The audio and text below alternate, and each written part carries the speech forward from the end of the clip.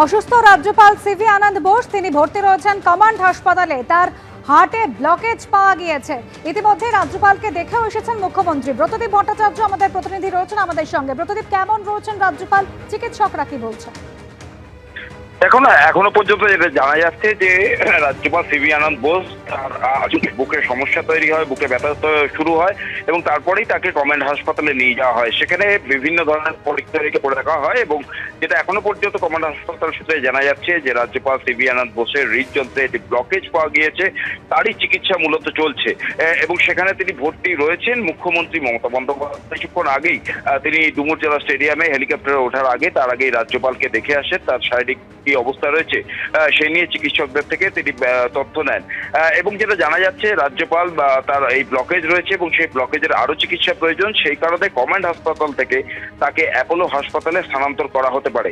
তবে এখনো পর্যন্ত যেটুকুনি খবর পাওয়া যাচ্ছে যে তার যে ব্লকেজ রয়েছে সেই ব্লকেজের যে চিকিৎসা সেই চিকিৎসা শুরু করা হবে দ্রুত এবং তার জন্যই যাবতীয় যে ব্যবস্থা সেগুলো করা হচ্ছে। আপাতত তাকে পর্যবেক্ষণে রাখা হয়েছে কমান্ড হাসপাতালে, আর কিছুক্ষণের মধ্যেই সম্ভবত তাকে অ্যাপোলো হাসপাতালে নিয়ে যাওয়া হতে পারে।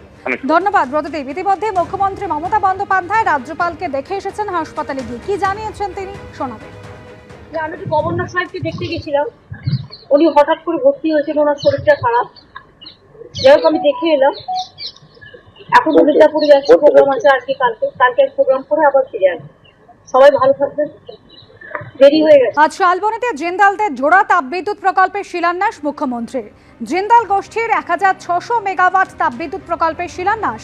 শালবনীতে 800 ইউনিটের 2টি তাপবিদ্যুৎ প্রকল্প গড়ছে জিন্দাল গোষ্ঠী।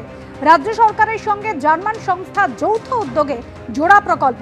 অনুষ্ঠানে থাকতে পারেন সৌরভ গঙ্গোপাধ্যায়। গোয়ালতোড়ে 112 মেগাওয়াটের সৌর বিদ্যুৎ প্রকল্পের উদ্বোধন করবেন মুখ্যমন্ত্রী।